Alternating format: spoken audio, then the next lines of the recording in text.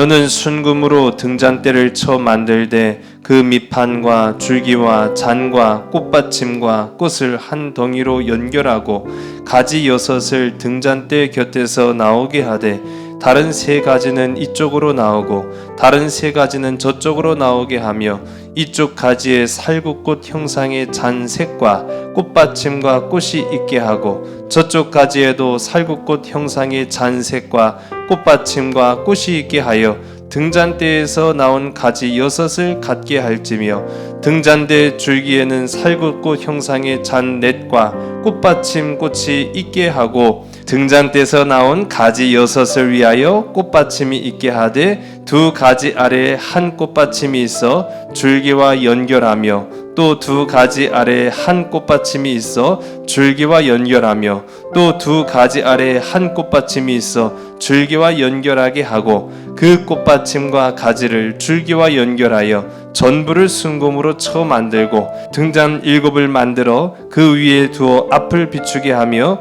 그 불 집게와 불동 그릇도 순금으로 만들지니 등잔대와 이 모든 기구를 순금 1달란트로 만들되 너는 삼가 이 산에서 내게 보인 양식대로 할지니라. 아멘. 봄이 찾아온 것 같아요. 겨울은 이제 살며시 빠져나가고 봄이 그 자리를 대신하고 있는 것 같습니다. 봄이 찾아왔다라는 것을 알 수 있는 그 봄의 전령이 있죠. 뭡니까? 꽃이죠. 아, 맞습니다. 꽃 좋아하시죠? 예. 저도 꽃이 좋더라고요. 자, 우리 화면 보시면은 그림이 있어요. 이거는 사진이 아니라 그림인데,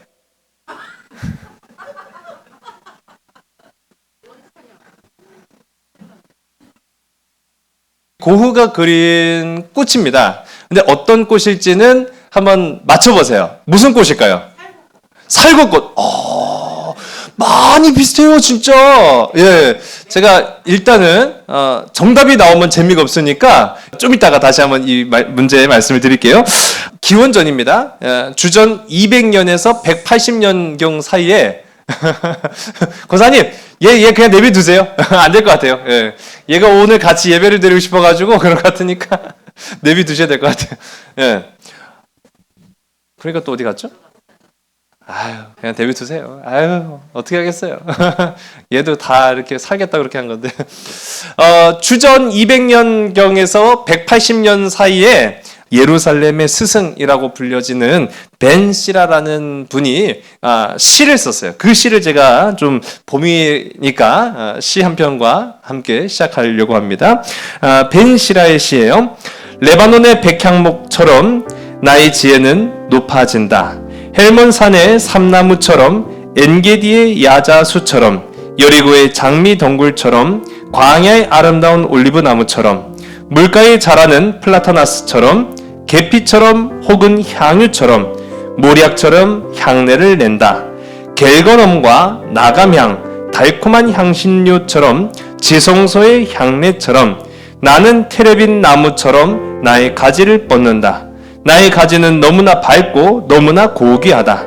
나는 포도나무처럼 기쁨을 싹 틔우고 나의 꽃봉오리들은 탐스럽고 기름진 과일이 된다. 자, 이게 뭐 오늘날 견주어도 손색이 없는 이 시를 무려 지금으로부터 2000년 전, 2000년 전 쓰여졌던 시를 제가 소개해드렸는데 여기 보면은 온갖 식물들이 다 등장하죠. 무려 15종류나 등장하고 있어요. 그런데 여기에서 나오는 식물들 우리 귀에 익숙한 것도 있고 익숙하지 않은 것도 있죠. 방금 제가 소개해드렸던 것처럼 뭐 겔거넘이라든지 또 나감이라든지 테레빈이라든지 그런 거는 우리한테는 익숙하지 않아요. 근데 뭐 장미 같은 거라든지 또 우리 플라타나스 그런 것들은 이제 좀 우리한테는 좀 익숙한 그런 나무지요.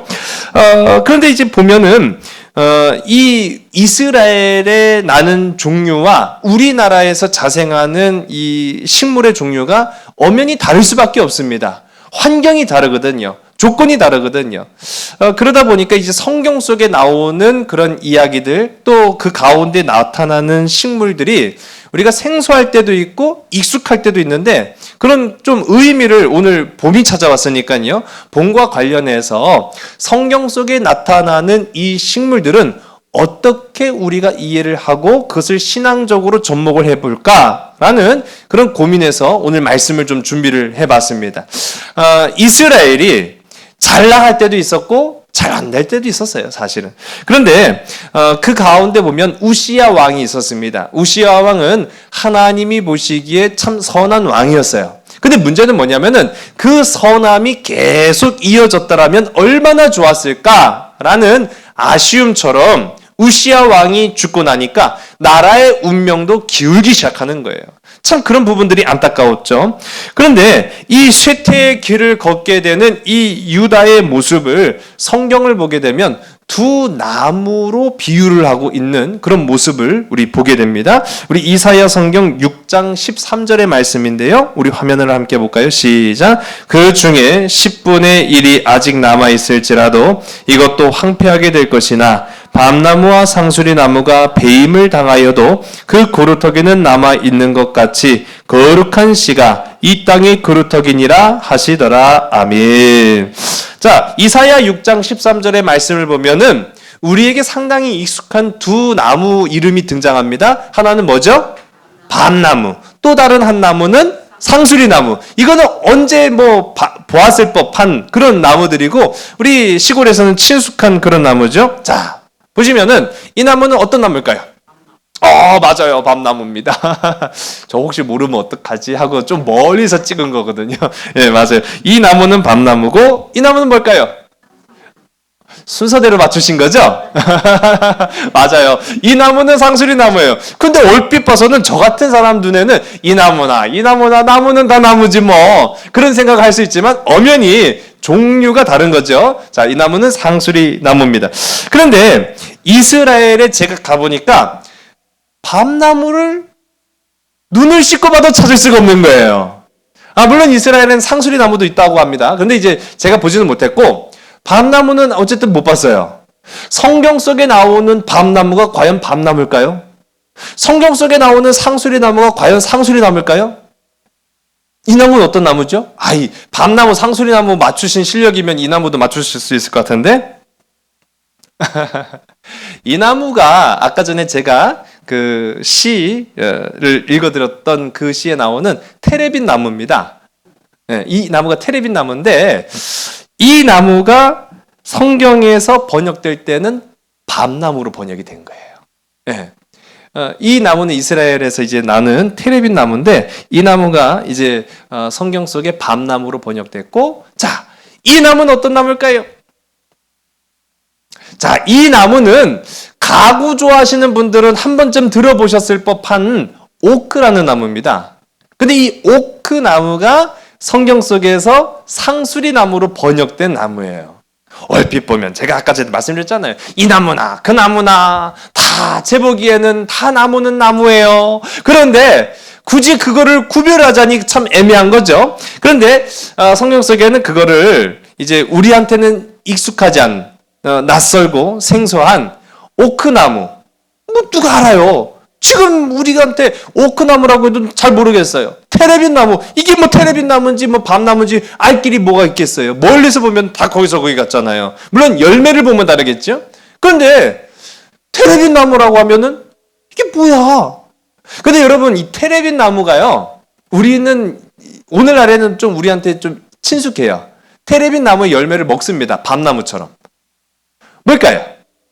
이 테레빈 나무에서 나오는 열매가 피스타치오입니다. 그래서 다른 말로는 피스타치오 나무 그렇게도 불러요. 근데 어쨌든 테레빈 나무에서 나는 열매를 먹기도 합니다. 이 테레빈 나무에서 나오는 열매를 먹는 것처럼 밤나무에서 나오는 열매를 먹죠. 근데 상수리 나무에서는 상수리 나무 열매가 나와요. 네. 아까 전에 제가 말씀드린 오크나무에서도 그거 비슷한 게 나온다고도 합니다. 근데 어쨌든 중요한 것은요. 성경이 번역되는 과정에서 성경은 200년 전에 번역이 됐어요. 우리나라에. 한글 번역이요. 한문 번역이 이제 한글 번역으로 된 게 200년 전입니다. 200년 전 이 땅에 테레빈 나무, 오크나무 누가 알아요? 우리나라에는 한 번도 본 적이 없는 그런 나무를 성경에 있는 그대로 테레빈과 오크나무라고 하면은 이걸 이해할 사람이 없었다는 말이죠. 그러니까 모양과 그 열매의 유사성으로 성경을 번역합니다. 그래서 테레빗 나무는 밤나무로, 오크나무는 상수리 나무로 그렇게 번역을 하니까 그 당시 사람들이나 오늘날 우리가 성경을 보는 우리에게나 다 이질감 없이 밤나무, 상수리 나무 그렇게 이해가 된다라는 거죠. 앞서도 이 테레빗 나무는요, 그 피스타치오라는 열매가 나는데 성경 가운데도 보면은 창세기에 이 이스라엘에서 나는 피스타치오, 이 테레빗 나무의 열매를 수출합니다. 이집트에다 수출을 하는 거예요. 왜냐하면 이집트에는 이 나무가 없었거든요. 그러니까 그 나무의 열매를 수출하기도 하는 그 말씀이 창세기 43장에도 등장을 하고요. 또 대표적으로 이 테레빗 나무가 등장하는 게 좀 보시면 울창하죠. 이 테레빗 나무 가지에 걸려 죽은 사람이 있어요. 누가 죽었을까요? 그렇죠. 압살롬.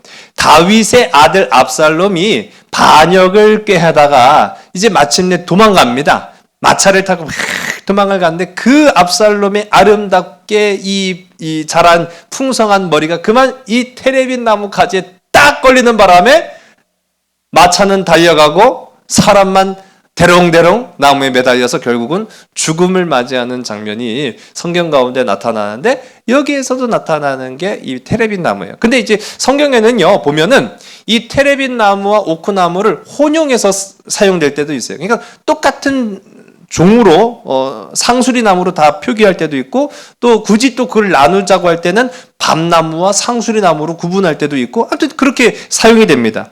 그런데 이제 상수리 엄연히 또 엄격하게 오늘 이제 방금 읽었던 이사야 성경에는 밤나무와 상수리 나무로 구분을 했잖아요. 이 상수리 나무 같은 경우에는 굉장히 생명력이 길다고 해요. 이 생명력이 길고 또 나무가 단단합니다.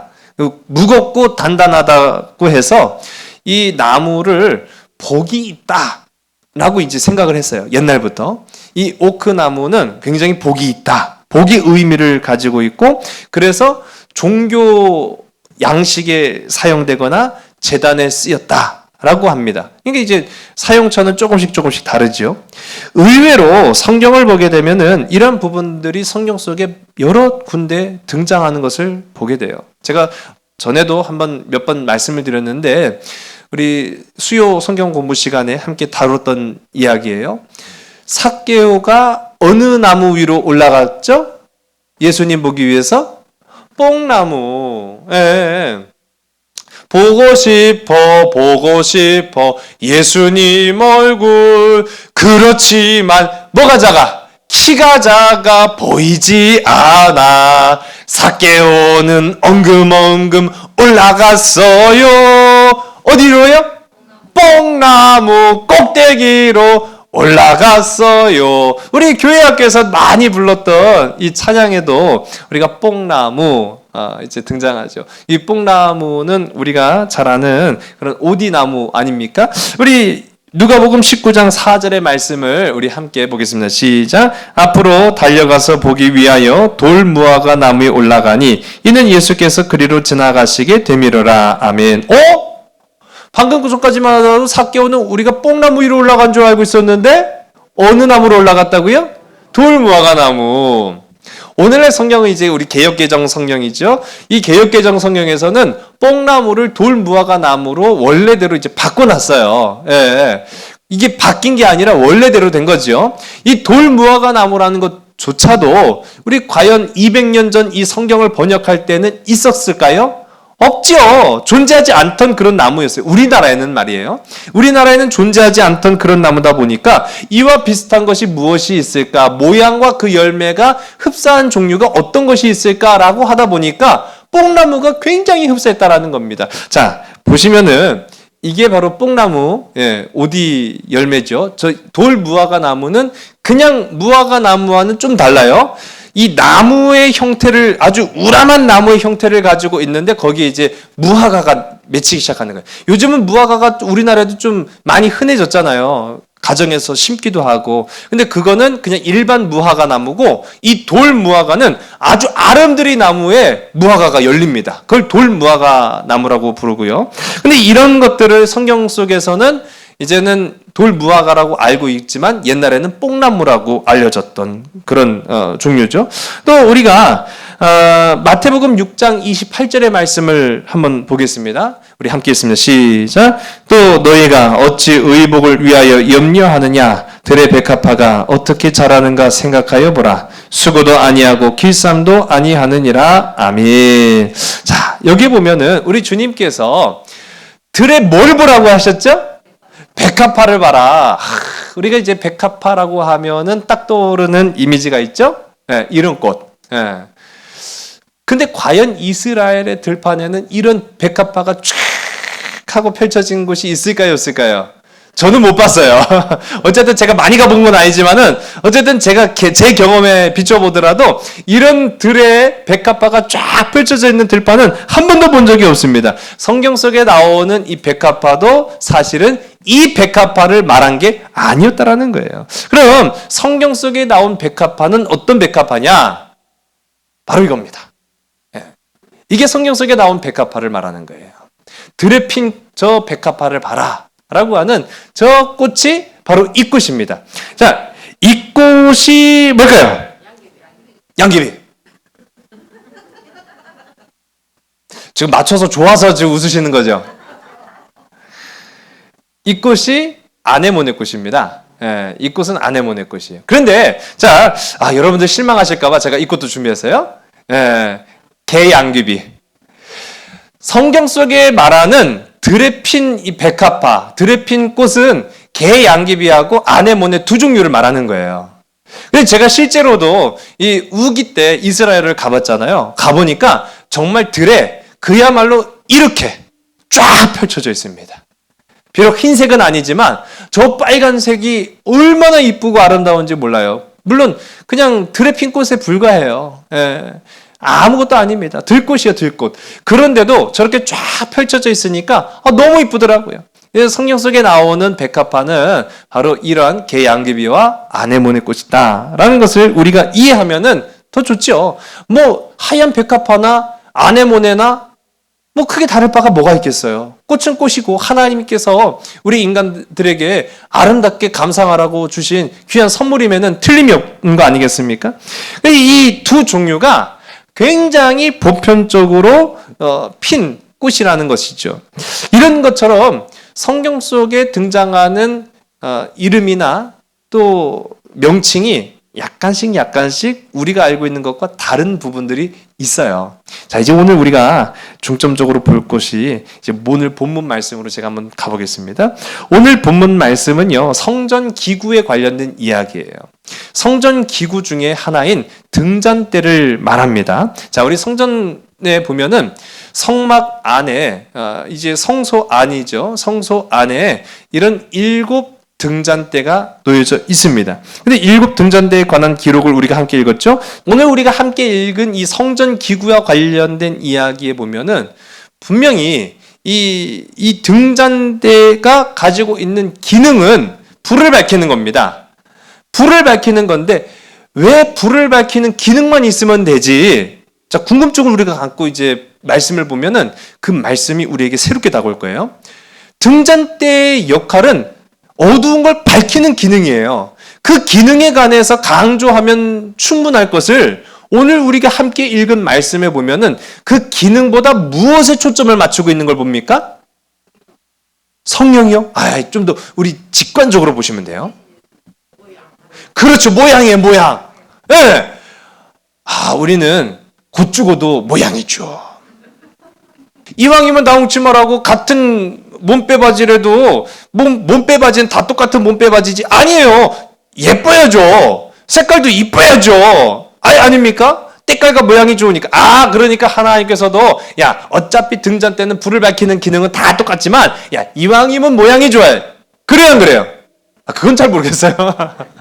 근데 어쨌든 간에 하나님께서 기구를 하나하나 설명하시면서 이렇게 만들어라 라고 설명서를 이제 보여주시는 거예요. 근데 이 말씀 가운데 보면은 분명히 등잔대의 목적은 불을 밝히는 것에 불과한데 모양에 초점을 맞추고 있단 말이죠. 자, 어떤 모양을 설명하고 있습니까?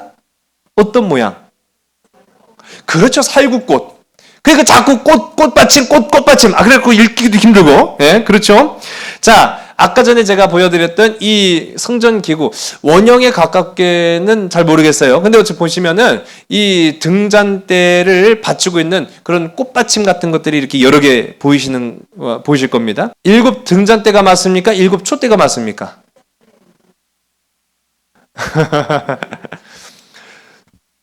본문 읽었잖아요. 등잔대가 맞아요. 등잔대가. 근데 왜 우리 이제 흔히들 옛날에는요, 교회 성전에, 우리 교회는 없습니다만은 옛날 교회는 7 촛대였어요. 초를 꽂아서 불을 밝히게끔 되어 있었습니다.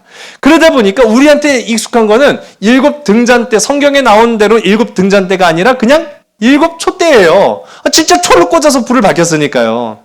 그런데 성경에 등장하는 거는 촛대가 아니라 등잔대입니다. 그러면 뭐를 원료로 하는 겁니까? 초입니까? 뭡니까? 그렇죠. 기름이에요. 기름이었다. 자, 어떤 기름이죠? 이제 우리의 영적 상식이 막 올라가는 그런 맞아요. 이 7 등잔대에 사용되는 재료는, 원료는 올리브 기름이에요. 감람유예요. 감람유. 자, 감람유를 사용했고, 그런데 이제 왜 그러면 촛대가 아니냐? 구약시대는 초라는 것 자체가 존재하지 않았어요. 예. 초라는 거는 기원전 한 400년경에 만들어졌다고 합니다. 그 처음은 밀랍을 태우는 것으로 시작을 해서 나중에 이제 기름을 정지하는 기술이 개발이 됐을 때 1800년경부터는 이제 우리가 아는 파라핀, 양초를 사용을 했다고 합니다. 그러니까 성경시대와는 맞지 않은 거죠. 그래서 성경시대는 엄연히 등잔대가 맞는다. 제가 이 말씀을 드리는 거예요. 우리 그 정도 이제 알고 있으면 좋고, 중요한 거는 이 등잔대의 기능인 불을 밝히는 것 매우 중요합니다. 성소에 이 등잔대가 항상 불이 켜져 있어요. 불이 꺼지면 안 돼요. 그래서 제사장은 항상 이 불이 꺼지지 않도록 관리하는 사람이 있었을 정도로 이 등잔대에 불이 꺼지지 않게 관리를 합니다. 그러니까 그 기능이 중요한 거는 틀림이 없어요.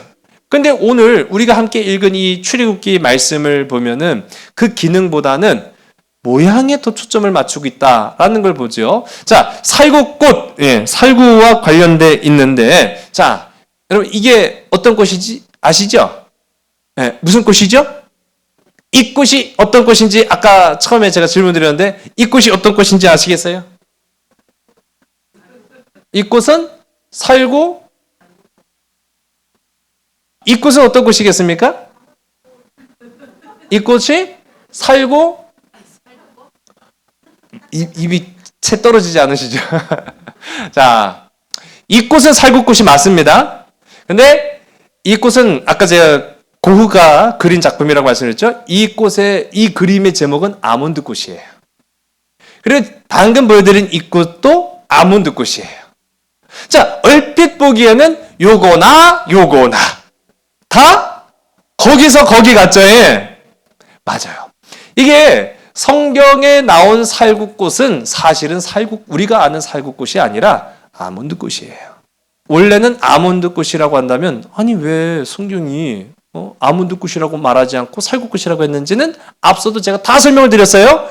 한자로 된 성경을 한글로 번역하는 그 과정 속에서 성경에 나온 그대로 아몬드꽃이라고 하면은 이 대한민국 조선 땅에 알아먹을 사람 단 한 사람도 없어요. 아몬드꽃으로 만들어라라고 하면은 도무지 아몬드가 뭔지, 얼굴에 쪄 바르는 건지, 먹는 건지, 쓰는 건지, 입는 건지 누가 알겠습니까? 아무도 모른다는 거예요.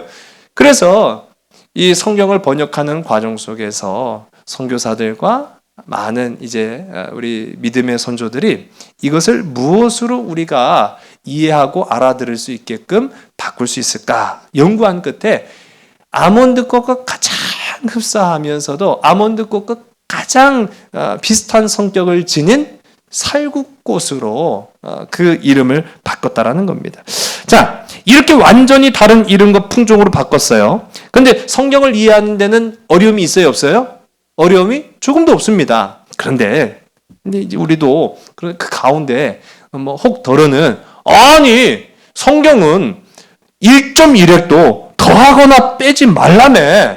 그런데 아몬드 꽃이라고 엄연히 성경에 그렇게 기록된 것을 아니 살구로 바꾸면 되겠냐고 그렇게 따지시는 분들도 혹 계실지 몰라요.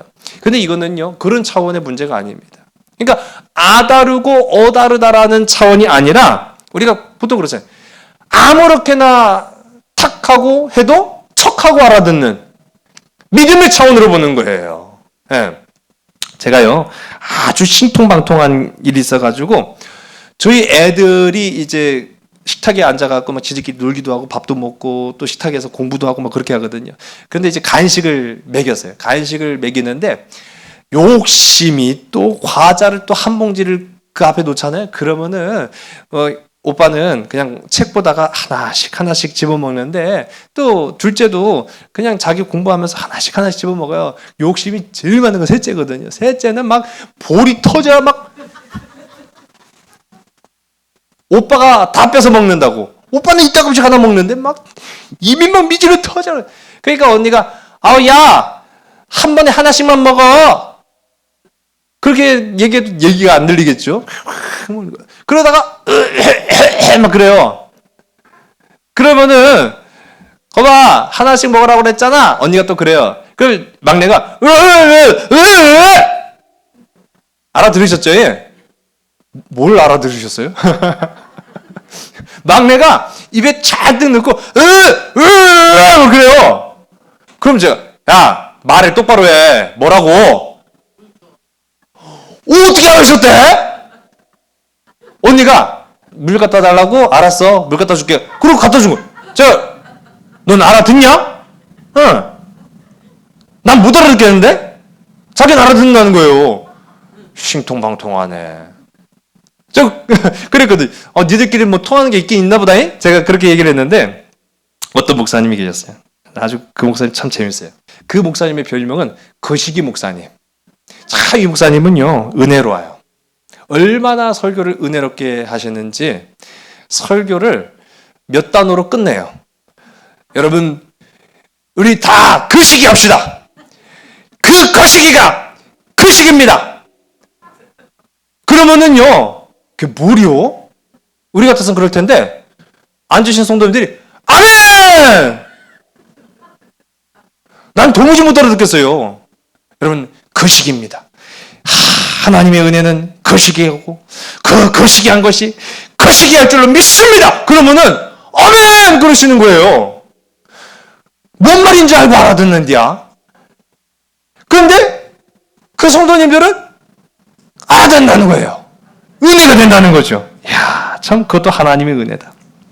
근데 그거를 알아듣는 은혜는 바로 깨어있는 자에게만 허락된 은혜인 줄로 믿으시기 바랍니다. 살구꽃이나 아몬드꽃이나 사실 크게 다를 건 하나도 없어요. 아까 전에 제가 말씀드렸던 테레빈 나무나 밤나무나 상수리 나무나 오크 나무나 별반 차이가 없어요. 돌무화과 나무나 우리가 잘 아는 뽕나무나 다를 거 하나 없어요. 백합화나 아네모네나 다를 거 하나 없어요. 그런데 꼭 거기에 토를 달고자 하면은 하나도 은혜가 안 되고 그 아네모네나 드레핀 백합화나 그게 백합화로구나. 그게 하나님께서 말씀하신 상수리 나무구나. 그것이 살구나무로구나. 라고 믿음으로 그것을 받아들이는 자에게는 은혜가 되고요. 열매가 되고요. 상급이 되더라는 거죠. 믿음으로 깨어있는 것이 굉장히 중요하다는 사실입니다. 여러분 성경 속의 이름은 달라도 그 의미를 바르게 이해한 옛 사람들의 지혜가 저는 참 오늘날 우리에게 필요한 그런 은혜이지 않을까라는 생각을 해봐요. 우리 이 아몬드 나무에는 뭐가 맺히는 줄 아세요? 그렇죠. 맞아요. 아몬드 나무에 아몬드 맺히죠. 그런데 자 제가 아까 전에 말씀드린 것처럼 이 아몬드꽃하고요 살구꽃하고 거진 비슷해요. 예.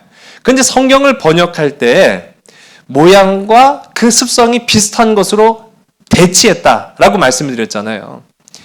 사실 이 아몬드꽃의 습성이 있습니다. 무슨 습성이 있는가 하면은 가장 일찍 피는 꽃이에요.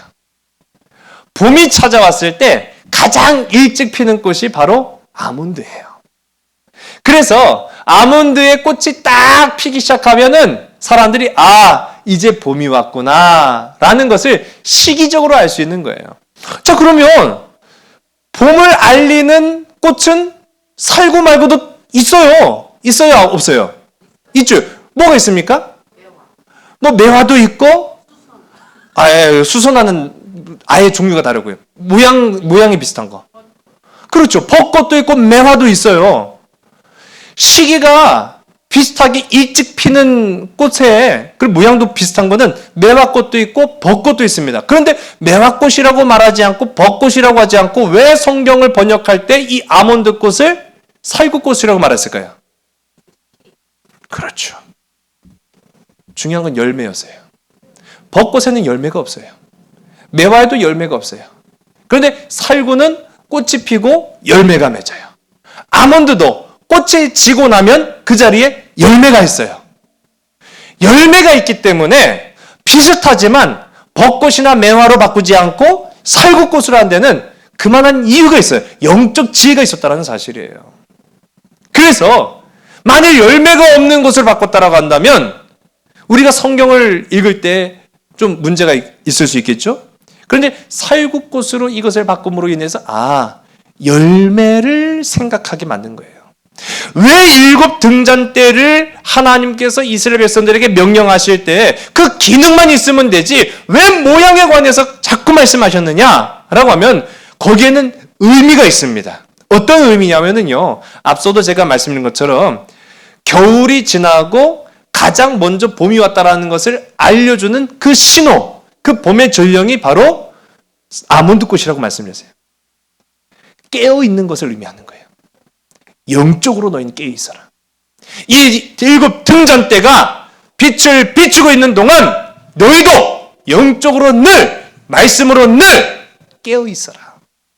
그래서 열매 맺는 자가 되라. 그래서 아몬드꽃이었던 거예요. 그래서 살구꽃으로 바꾼 거예요. 그 의미가 매우 중요하다는 사실입니다. 앞서도 제가 말씀드렸던 밤나무와 상수리나무를 원래대로 바꾸면은 테레빈 나무와 오크나무로 바꿀 수 있다고 제가 말씀드렸잖아요. 왜 이스라엘이 멸망해 가는 가운데 하나님께서 선지자에게 그 징조를 밤나무와 상수리나무로 구별해서 보여주셨느냐? 아까 전에 보셨잖아요. 얼핏 보면 비슷비슷해요. 얼핏 보면 비슷비슷한데 여기에는 결정적 차이가 있습니다. 이 테레빈 나무는 잎이 다 이 가을이 되죠. 가을이 되면 추워지면은 잎이 다 떨어져 버려요. 그러면 앙상한 나무가지만 남고 맙니다. 그런데 이 오크 나무는 잎이 떨어질 때가 되어서 잎이 막 떨어질랑 말랑 해서 떨어지면은 어떤 일이 있느냐? 잎이 떨어지기 전에 반드시 그 자리에 새순이 먼저 난대요. 그냥 잎만 떨어지는 게 아니라 잎이 떨어질랑 말랑 할 그 즈음에 먼저 새순이 그 자리를 대신한다는 겁니다. 왜 성경에서 이 얘기를 했느냐 하면은 밤나무처럼 너희가 다 사라져버릴 것이다.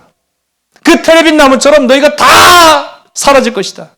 죄악 가운데에서 하나님 앞에 패역하고 죄악된 이스라엘이여 너희들은 이 테레빈 나무처럼 다 사라지게 될 것이다. 그러나 하나님의 은혜는 깨어있는 자들에게, 믿음을 견고히 한 자들에게 그 오크나무처럼 항상 함께해서 떨어질 즈음에 새 순, 새 소망을 주실 것이다. 이게 바로 소망이에요. 왜 굳이 그거를 두 개로 구분했나 하면은 거기에 그 의미를 담고 있기 때문이다 라는 사실입니다. 오늘도 우리가 이 봄이 시작된 것처럼 우리의 삶이 깨어있기를 간절히 소원합니다. 말씀으로 깨어있는 여러분 되시기 바랍니다. 꽃만 피운다고 다가 아니라 왜 주님께서 그 등잔대의 기능뿐만 아니라 모양을 그렇게 강조하셨는가? 거기에는 열매가 반드시 있어야 되기 때문이다 라는 것이죠. 이 한 주를 이제 남은 3일 동안도 여러분 삶 속에 살아가면서 여러분의 삶이 아름다운 살구꽃처럼 향기도 나고 열매도 있고 기능도 있고 정말로 그 모양새와 쓸모도 가치가 있는 우리 귀하고 아름다운 우리 모든 믿음의 지체들의 삶이 다 되시기를 주의 이름 간절히 소원합니다. 기도하시겠습니다. 아버지 하나님, 오늘도 우리의 삶에 소망을 허락하여 새 순이 돋게 하시고 새 잎이 나게 하시고 꽃이 피고 열매 맺도록 우리의 발걸음을 인도하여 주시니 참으로 감사합니다. 아름다운 살구꽃이 피고 또 그 가운데에 복되고 아름다운 열매를 맺음과 같이 오늘 우리의 삶이 하나님의 말씀의 등불 아래에서 빛을 비추고 아름다운 열매를 맺고 또 많은 사람들에게 유익이 되는 복 있는 그리스도인 되게 인도하여 주시옵소서. 죄 많은 세상입니다. 그러나 죄 많은 세상을 본받고 그 세상 가운데에서 물들어서 죄악으로 넘어가는 것이 아니라 오직 구별하여 하나님의 의로운 말씀과 자녀로서 이 삶의 걸음걸음을 주와 동행하는 우리 모든 믿음의 지체들 되게 인도하여 주시옵소서. 늘 함께하여 주심을 믿사오며 사랑 많으신 예수 그리스도 이름으로 감사하며 간절히 기도드렸사옵나이다. 아멘.